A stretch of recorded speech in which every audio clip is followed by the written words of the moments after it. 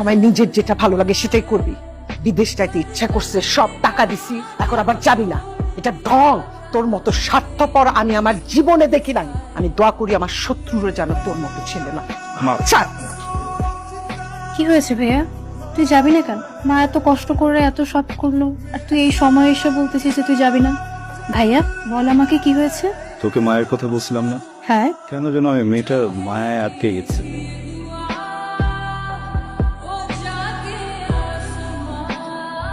High, হঠাৎ এরকম urgently call? অনেক ইম্পর্টেন্ট একটা কথা বলবো। আজকে আমার লাইফের সব থেকে বেস্ট দিন, সব থেকে খুশির দিন।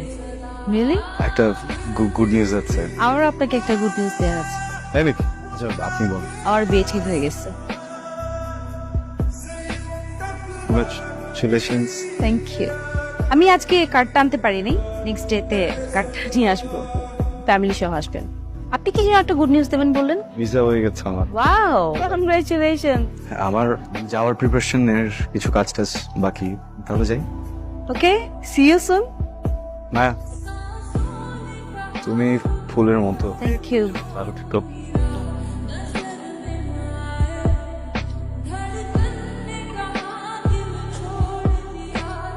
হ্যালো মায়া, জি?